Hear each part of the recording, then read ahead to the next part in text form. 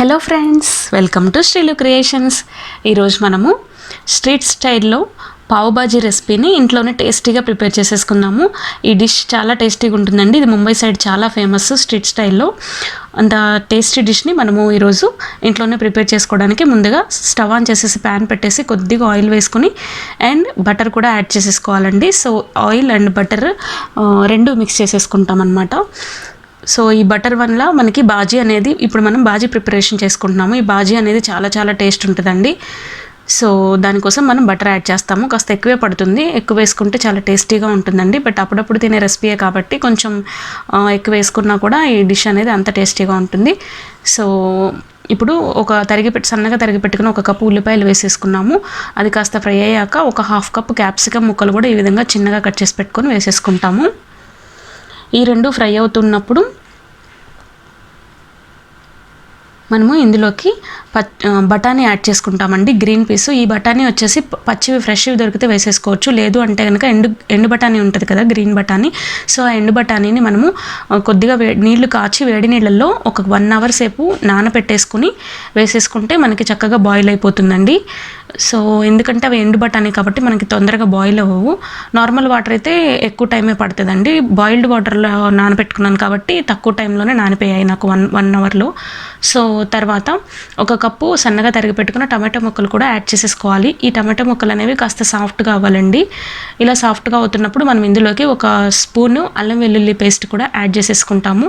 Add చేసేసుకొని ఇది కాస్త పచ్చి స్మెల్ పోయే వరకు బాగా ఫ్రై చేసుకున్నాము. అలాగే మనకి టమాటాలు కూడా సాఫ్ట్ అయిపోతాయి అన్నమాట.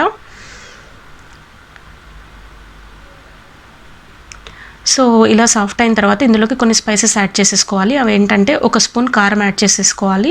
తరువాత రుచికి సరిపడినంత సాల్ట్ యాడ్ చేసేసుకుందాము.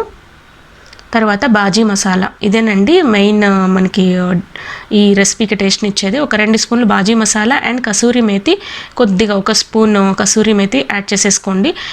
కసూరి మేతికి బదులు మెంతి ఆకులు ఉంటాయి కదండి, వాటిని డ్రై చేసిన మెంతి ఆకులను ఇలా క్రష్ చేసి కూడా వేసేసుకోవచ్చు. సో బాగుంటుంది. సో ఇవన్నీ మనకి కాస్త ఫ్రై అవ్వాలండి.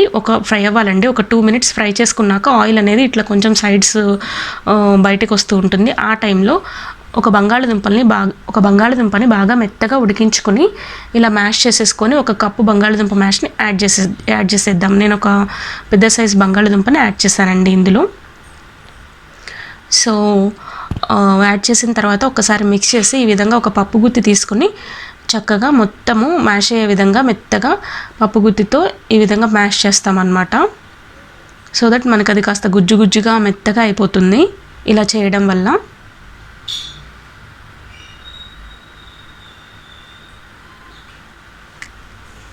సో ఇలా చేసిన తర్వాత ఇందులోకి కొద్దిగా వాటర్ యాడ్ చేసుకోవాలండి. 1.5 గ్లాసున్నర వాటర్ దాకా పడతాయి. ఎందుకంటే ఈ మసాలాలన్నీ మనకి ఈ వాటర్లో కుక్ అవ్వాలన్నమాట. కుక్ అయ్యి ఈ గ్రేవీ అనేది, బాజీ అనేది మనకి కాస్త దగ్గర పడాలి. సో ఆ విధంగా కుక్ చేసేసుకుంటాము. చూస్తున్నారా, కాస్త దగ్గర పడుతుంది కదా. కొంచెం కొద్దిగా దగ్గర పడగానే మళ్ళీ పప్పు గుత్తి తీసుకుని మళ్ళీ మనము ఒకసారి ఈ విధంగా మ్యాష్ చేసేసుకుంటాము. ఇలా మ్యాష్ చేసిన తర్వాత మనకి పైనుంచి కాస్త కొత్తిమీర వేసుకుని ఒక 2 మినిట్స్ కుక్ చేయాలి. కుక్ చేసి మనకి ఈ బాజీ అనేది కాస్త దగ్గర పడాలి. దగ్గర పడితేనే ఆ కన్సిస్టెన్సీ చాలా టేస్టీగా ఉంటుందండి. ఆ కన్సిస్టెన్సీలో ఉంటేనే మనకి టేస్ట్ బాగుంటుందండి పావుతో అద్దుకొని తినడానికి. సో ఈ విధంగా మనకి రెడీ అయిపోయింది. దీన్ని ఒక సర్వింగ్ బౌల్లోకి తీసేసుకుందాం బాజీని. తర్వాత ఒక ప్యాన్ పెట్టేసి, అంటే చపాతీ ప్యాన్ పెట్టేసి, మనకి పావులు అనేవి ఈ విధంగా ఉంటాయండి, మనకి ఎన్ని సూపర్ మార్కెట్స్లో అవైలబుల్గా ఉంటాయి.